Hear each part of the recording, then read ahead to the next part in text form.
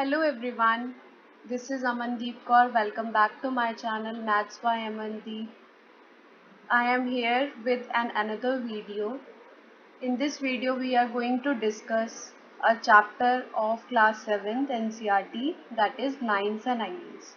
In this video we will see about the basic concepts and introduction of the whole chapter so that it becomes easy for you to do the questions. तो आज हम इस video में पूरा introduction देखेंगे lines and angles का, basic जो concepts क्या होते हैं, लाइंस एंड एंगल्स क्या होता है, इसके बारे में, पूरे टॉपिक के बारे में आज हम इस वीडियो में पढ़ेंगे। तो सबसे पहले चैप्टर को स्टार्ट करने से पहले हम ये देखते हैं कि हमने अभी तक क्या क्या पढ़ा है। यहाँ पर आपकी स्क्रीन पर कुछ एंगल्स दिख रहे होंगे आपको, ये वो एंगल्स है जो हम अपनी प्रीवियस क्लासेस में पढ़कर आते हैं। चलिए एक फटाफट सा रिवीजन कर लेते हैं। तो सबसे पहले हम डिस्कस करते हैं कि एक्यूट एंगल कौन से होता है। Acute angle an angle that is less than 90 degree. ऐसे एंगल्स जो 90 डिग्री से कम होंगे उनको हम क्या बोलते हैं? Acute angle. ओके, अगर वो एंगल 90 डिग्री हो एग्जैक्ट तो उसको क्या बोलेंगे? उसको हम बोलेंगे right angle. So what are right angle?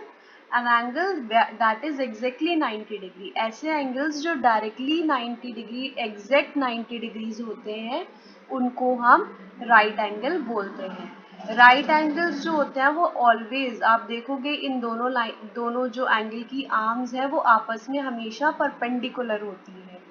Perpendicular means भी वही होता है कि ये एंगल 90 डिग्री होगा। तो 90 डिग्री अगर एंगल है तो हम उसको क्या बोलेंगे? राइट एंगल बोलेंगे।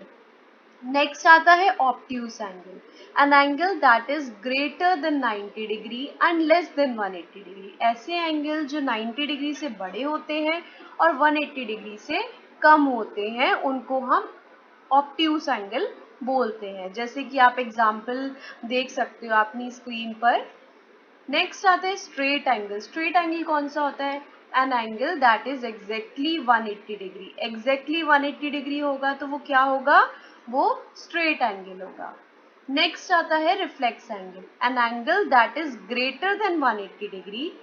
ध्यान से सुनिएगा, 180 डिग्री से तो बड़ा होगा, एंड लेस देन 360 डिग्री, और 360 डिग्री से छोटा होगा। ऐसे एंगल्स को क्या बोलते हैं? रिफ्लेक्स एंगल्स बोलते हैं। और एक होता है फुल एंगल। फुल एंगल भी बोल सकते हैं और इसको हम कई बार कंप्लीट एंगल भी बोलते हैं। N angle that is exactly 360 degree, उसको हम बोलते हैं कंप्लीट एंगल। तो यहाँ पर ये 6 टाइप्स ऑफ एंगल्स हैं जो आपको बेसिकली आपको पता होने चाहिए कौन कौन से होते हैं। ठीक है, अब हम क्या करेंगे? अब हम जब इस चैप्टर को आगे स्टडी करेंगे तब हम पेयर ऑफ एंगल्स देखते हैं। मीन्स हम देखेंगे कि अगर दो पेयर ऑफ एंगल्स का सम 90 डिग्री हो तब उन्हें क्या बोलते हैं। अगर दो एंगल्स का सम, पेयर दो एंगल्स हैं उनका सम अगर 180 डिग्रीज हो तब उन एंगल्स को क्या बोलते हैं। ये हमारी आगे फर्दर स्टडी होगी जो कि है हमारा नेक्स्ट टॉपिक। तो चलिए अब हम आते हैं हमारे नेक्स्ट टॉपिक पर। Our next topic is complementary angles. Suppose here we see we have taken two angles, let's say A O B and P O Q, right? तो दो एंगल्स को हम कॉम्प्लीमेंट्री एंगल्स तब बोलते हैं अगर उनका sum, means angle A O B करे और एंगल पी ओ क्यू करे। ये वाला एंगल और ये वाला एंगल, इन दोनों एंगल का सम अगर 90 डिग्रीज है तो हम उन दोनों एंगल्स को कॉम्प्लीमेंट्री एंगल्स बोलेंगे। जैसे कि आप यहाँ पे भी देख सकते हो, two angles are said to be complementary to each other if their sum is 90 degrees. अगर इन दोनों एंगल्स का सम, मीन्स अगर कोई भी दो एंगल्स हमने लिए उनका सम अगर 90 डिग्रीज है तो वो कॉम्प्लीमेंट्री एंगल्स होंगे। इसी तरह से हम, जैसे कि यहाँ पर हम देखते हैं angle A O B plus angle P O Q, right. Angle A O B कितना है? 40 degrees and angle P O Q is 50 degrees. तो इनका सम कितना हो गया 90 degrees. Means these two angles are complementary to each other. इसी तरह से आपके क्वेश्चंस आ सकते हैं, जैसे उन्होंने दो एंगल्स दे दिए और पूछ लिया कि ये आपस में कॉम्प्लीमेंट्री है या नहीं। क्वेश्चन ऐसे भी पूछा जा सकता है कि बताया जाए कि जो गिवन एंगल्स हैं वो कॉम्प्लीमेंट्री है, जिसमें से एक का मेजर उन्होंने दिया है, सेकंड का आप निकालिए। ऐसे क्वेश्चंस भी आपको इससे रिलेटेड मिल सकते हैं। चलिए आपको समझने में इजी होगा। Let's see with the help of an example. जैसे हमें एक फिगर गिवन है जिसमें एक एंगल 75 डिग्रीज गिवन है और दूसरा एंगल हमें निकालना है जो कि है x, और ये बताया गया है that these two angles are complementary to each other. ठीक है, तो ऐसे क्वेश्चंस को कैसे सॉल्व करते हैं? सबसे पहले हम इसको नेम दे देते हैं A, B, C and O. Right? If these two angles are complementary to each other, that means their sum should be, the sum of these two angles should be 90 degrees. Means if we add angle AOB and angle BOC, it should be 90 degrees because they are complementary to each other.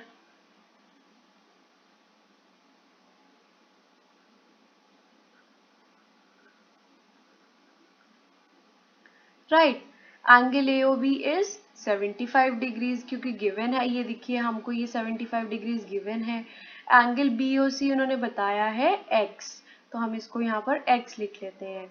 हमें यहाँ पर x की value निकालनी है। अगर हमें x की value निकालनी है तो ये जो 75 डिग्रीज है इसको हम इक्वल के दूसरी साइड लेकर जाएंगे, मतलब ये लेफ्ट में है तो हम इसको राइट साइड में लेके जाएंगे। यहाँ पर 75 जो है वो प्लस में था तो इक्वल की दूसरी साइड जाके ये होगा माइनस में। मींस 90 तो ऑलरेडी था ही, माइनस 75 हो गया। ये आ जाएगी हमारी x की वैल्यू। तो x की वैल्यू कितनी आई? 15 डिग्रीज। अगर ये दोनों एंगल्स आपस में कॉम्प्लीमेंट्री होंगे तो x will be 15 degrees. I hope आपको ये समझ में आया होगा। तो ये बहुत इजी है। कॉम्प्लीमेंट्री अगर गिवन है कि एंगल्स कॉम्प्लीमेंट्री है तब आप अगर एक एंगल गिवन है दूसरा फाइंड कर सकते हो, और अगर दोनों एंगल्स बताए गए हैं और बोला गया है चेक कीजिए कि कॉम्प्लीमेंट्री है या नहीं, तब भी आप इजीली सॉल्व कर सकते हो। इसके बाद हमारा नेक्स्ट टॉपिक आता है सप्लीमेंट्री एंगल्स। जैसा कि हमने अभी सीखा, कॉम्प्लीमेंट्री एंगल्स में दो एंगल्स का सम 90 डिग्रीज होता है। इसी तरह से सप्लीमेंट्री एंगल्स होते हैं, ऐसे दो एंगल्स को हम सप्लीमेंट्री बोलेंगे अगर उनका सम इस बार है 180 डिग्री। कॉम्प्लीमेंट्री में कितना था? 90 डिग्रीज था, लेकिन सप्लीमेंट्री में होता है 180 डिग्री। जैसे कि आप यहाँ पे अपनी स्क्रीन पर दो एंगल्स देख रहे हो, angle ABC and angle PQR। Means अगर हम angle ABC plus angle PQR करें तो कितना आएगा? Let's see, angle ABC is given 110 degrees, angle PQR is given 70 degrees. जब हमने इनका सम किया तो ये आ गया 180 डिग्रीज। अगर ये 180 डिग्री सम आता है, that means these two angles are supplementary to each other. So here what we will say? We will say that angle ABC is supplementary to angle PQR. दोबारा से एक बार देखते हैं। Two angles are said to be supplementary to each other if their sum is 180 degrees. I hope clear हुआ होगा। Complementary angles में सम 90 degrees होता है, सप्लीमेंट्री एंगल्स में सम जो होता है वो 180 डिग्रीज होता है। जैसे कॉम्प्लीमेंट्री में क्वेश्चंस पूछे गए थे, इसमें भी आपको वैसे ही दो तरह से क्वेश्चन पूछा जा सकता है। पहला तो ये आपको दो एंगल्स दे दिए और बोला गया कि आप बताइए ये सप्लीमेंट्री है या नहीं, या फिर दूसरा मेथड ये हो सकता है कि आपको ये बोला जाए कि एक एंगल का मेजर गिवन है, ये दोनों एंगल्स आपस में सप्लीमेंट्री हैं, तो आप दूसरा एंगल बताइए कितना होगा। चलिए हम इसको भी एक एग्जाम्पल की हेल्प से समझने की कोशिश करते हैं। यहाँ पर एग्जाम्पल गिवन है, check whether the given two angles are supplementary और नॉट। तो आप फिगर में देख सकते हो दो एंगल्स दिख रहे होंगे आपको, एंगल ए बी सी जो कि है 45 डिग्रीज और एंगल पी क्यू आर जो कि है 20 डिग्रीज। तो हमें ये बताना है कि ये दोनों आपस में एंगल सप्लीमेंट्री है या नहीं। तो क्या तरीका होता है, हमने आपको बताया था सप्लीमेंट्री एंगल्स चेक करने का ये तरीका होता है कि हम उनका सम निकालेंगे। Means angle A B C plus angle P Q R जब हम करेंगे तो इट शुड बी 180 डिग्रीज, क्योंकि ये सप्लीमेंट्री कंडीशन इन्होंने सप्लीमेंट्री की दी है तो इनका सम 180 होना चाहिए। तो इधर ए बी सी एंगल है 45 डिग्रीज और पी क्यू आर गिवन है हमें 20 डिग्रीज। तो जब हमने इन दोनों का सम किया तो ये आया 75 degrees which is not equal to 180 degrees. That means these two angles are not supplementary। तो इस तरह से भी आपको क्वेश्चन पूछा जा सकता है, जैसे कि हमें एग्जांपल अभी देखा तो हमारे जो गिवन फिगर में जो दो एंगल्स हैं वो सप्लीमेंट्री नहीं है क्योंकि उनका सम 180 डिग्रीज नहीं है।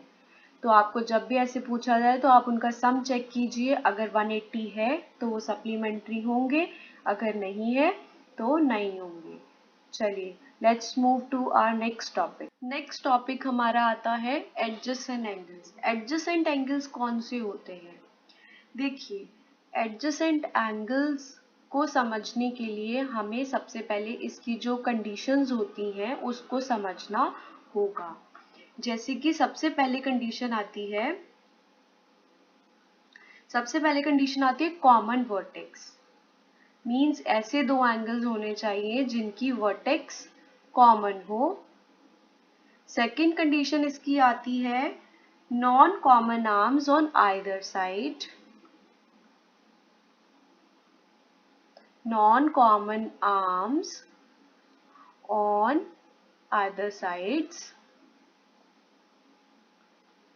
और जो इसकी थर्ड कंडीशन है वो ये है कि कॉमन आर्म भी होनी चाहिए। अभी आपको ये समझ में नहीं आया होगा कि मैंने ये तीन कंडीशंस कौन सी लिख दी बोर्ड पर, लेकिन आपको अभी क्लियर हो जाएगा। आपकी स्क्रीन पर जो एंगल्स आपको दिख रहे हैं आप उन पर फोकस कीजिए। सबसे पहले हमारी कंडीशन थी कि कॉमन वर्टेक्स होनी चाहिए। यहाँ पर आपको दो एंगल्स दिख रहे होंगे, एक है angle C A D, means जो ये वाला एंगल है एंगल ए, और एक है angle D A B, means angle B. जो आपको ये बड़ा वाला दिख रहा है ये एंगल बी। तो दो एंगल्स तो हैं, और देखिए इन दोनों एंगल्स की वर्टेक्स कौन सी है? ए। वर्टेक्स कौन सी है? ए। तो ये कॉमन है दोनों की, मीन्स ऐसे दो एंगल जिनकी वर्टेक्स पहली बात तो कॉमन है। ठीक है। दूसरी कंडीशन थी non common arm on either sides. Means जो ये दो एंगल्स हैं इनकी दोनों साइड पर नॉन कॉमन आर्म होनी चाहिए। चलिए आप इस कंडीशन को बाद में देखिएगा, पहले थर्ड कंडीशन देखिए कॉमन आर्म। इन दोनों एंगल्स की कॉमन आर्म कौन सी है? ये वाली जो डी आर्म है वो एंगल ए की भी है और एंगल बी की भी है, तो इसमें हमारे पास कॉमन आर्म भी है। राइट। और तीसरी कंडीशन का मतलब ये है कि जो कॉमन आर्म है उसको छोड़कर दोनों साइड भी एक नॉन कॉमन आर्म होनी चाहिए। ठीक है, आपको क्लियर हुआ? मीन्स ये जो कॉमन आर्म थी इसको छोड़ दिया तो दो बाकी जो दो साइड्स बची हैं, दो जो आर्म्स बची हैं वो नॉन कॉमन होनी चाहिए, ये कॉमन दोनों में नहीं है।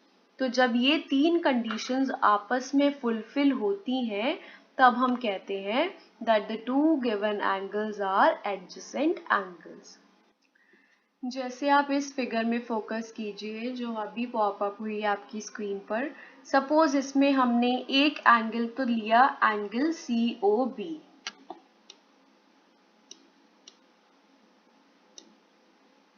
लेट्स से हमें जो दो एंगल्स इस फिगर में लिए हैं, एक तो लिया है angle C O B, means ये वाला एंगल,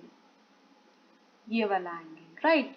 और एक हमने एंगल लिया है एंगल सी ओ ए। सी ओ ए मीन्स ये बड़ा वाला एंगल। इस बार हमने ये वाला एंगल नहीं लिया है, इस बार हमने ये बड़ा वाला एंगल लिया है। तो अब देखिए क्या इसमें तीनों कंडीशंस फुलफिल हो रही हैं। चलिए देखते हैं। पहली कंडीशन तो है कि कॉमन वर्टेक्स होनी चाहिए, तो वर्टेक्स तो कॉमन है, ठीक है। दूसरी कंडीशन ये है कि कॉमन उनकी आर्म होनी चाहिए, तो यहाँ पर कॉमन आर्म कौन सी है, ये वाली, दोनों की कॉमन आर्म है। बट जो तीसरी कंडीशन थी, तीसरी कंडीशन कौन सी थी कि non common arm on either sides. तो यहाँ पर आप देखिए कि जो कॉमन आर्म है, ये वाली जो है कॉमन आर्म है, राइट। तो इसकी जो नॉन कॉमन आर्म्स है, नॉन कॉमन आर्म्स कौन सी है, एक तो ये वाली है और एक ये वाली है। ये कॉमन आर्म की एक ही साइड पर है, मींस इधर कोई भी कॉमन नॉन कॉमन आर्म नहीं है। तो क्या ये दोनों एंगल्स आपस में, एंगल COB और एंगल COA को आपस में एडजेसेंट होंगे? ये एंगल्स एडजेसेंट नहीं होंगे, क्योंकि इसमें जो थर्ड वाली कंडीशन थी हमारी वो फुलफिल नहीं हो रही। तीनों कंडीशंस प्रॉपर फुलफिल होती हैं तभी हम उनको एडजेसेंट एंगल्स बोलते हैं। आई होप क्लियर हुआ होगा क्या होते हैं adjacent angles.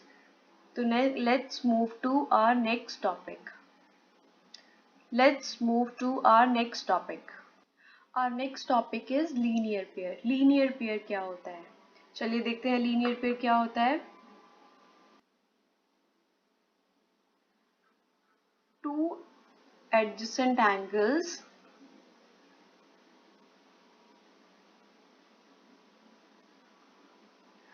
are said to be linear pair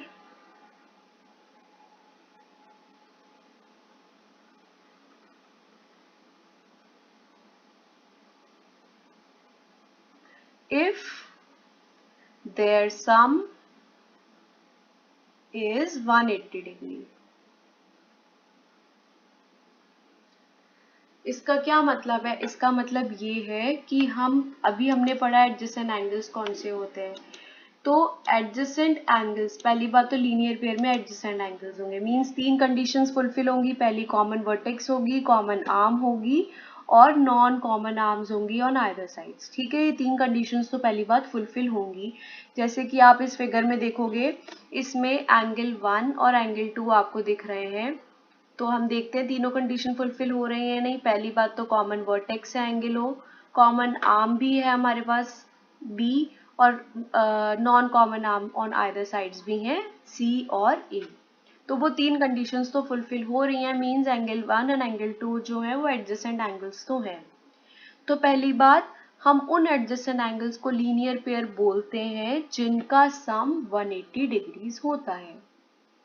means if अगर इसमें हम एंगल 1 और एंगल 2 को ऐड करें तो ये 180 डिग्रीज अगर आता है, अगर ये कंडीशन फुलफिल होती है, तब हम बोलेंगे that these two adjacent angles also form a linear pair. तो लीनियर पेयर की कंडीशन क्या है? एडजेसेंट एंगल्स का सम 180 डिग्रीज होना चाहिए, right. Let's move to our next topic. Our next topic is vertically opposite angles. देखिए पहली बात आपको इस टॉपिक से दिख रहा होगा, ऑपोजिट एंगल्स होंगे, मींस ऐसे एंगल्स होंगे जो एक दूसरे के ऑपोजिट होंगे, मींस एक दूसरे के सामने होंगे, ठीक है। तो वर्टिकली अपोजिट एंगल्स कौन से होते हैं? जब भी दो लाइंस इंटरसेक्ट करती हैं, लेट्स से हमने एक लाइन ये ली और एक लाइन ये ली, ठीक है। ये शेप फिगर ठीक से नहीं आई है, बट आप इतना अज्यूम कीजिएगा कि हमने यहाँ पर दो लाइंस ली है। एक लाइन ली है हमने L और एक लाइन ली है हमने M। जब दो लाइंस आपस में इंटरसेक्ट करती हैं तो आप देखोगे इसमें चार एंगल्स बनते हैं। एक ये बना एंगल 1, एक ये बना एंगल 2, एक ये बना एंगल 3 और एक ये बना एंगल 4। तो वर्टिकली अपोजिट एंगल्स कौन से होते हैं? ऐसे एंगल्स जो एक दूसरे के सामने हैं, जैसे angle 1 and angle 2, angle 1 and angle 2, और इधर कौन सा हुआ? इधर हुआ angle 4 and angle 3। Angle 4 and angle 3। ऐसे एंगल्स जो होते हैं उनको हम वर्टिकली अपोजिट एंगल्स बोलते हैं। ऐसे एंगल्स जब दो लाइंस इंटरसेक्ट करती हैं तो जो एंगल्स फॉर्म हुए उनमें जो ऑपोजिट एक दूसरे के सामने जो एंगल्स हैं उनको हम वर्टिकली अपोजिट एंगल्स बोलते हैं। और हमेशा दैट दीज टू, ये जो दो एंगल्स बने ये हमेशा आपस में इक्वल होते हैं। ये आपको इस बात का बहुत ध्यान रखना होगा क्योंकि क्वेश्चंस में बहुत ज़्यादा ये यूज होगा। जो वर्टिकली अपोजिट एंगल्स होते हैं, the angles which are vertically opposite to each other are always equal, right? तो यहाँ पर एंगल 1 होगा, एंगल 1 किसके इक्वल होगा? एंगल 2 के इक्वल होगा, और एंगल 3 एंगल 4 के इक्वल होगा। वर्टिकली अपोजिट एंगल का कॉन्सेप्ट बिल्कुल क्लियर है। यहाँ पे जब भी दो लाइंस इंटरसेक्ट करेंगी, आमने सामने वाले जो दो एंगल्स होंगे वो वर्टिकली अपोजिट एंगल्स कहलाएंगे और वो हमेशा इक्वल होंगे। दैट्स हमारा नेक्स्ट टॉपिक आता है पेयर्स ऑफ लाइंस। इसमें मेनली हम चैप्टर में 3 पेयर ऑफ लाइंस पढ़ेंगे। सबसे पहली आती है parallel lines.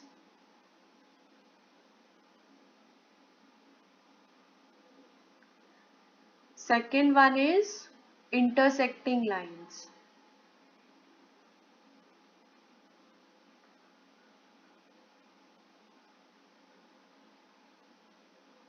And third one is transversal line.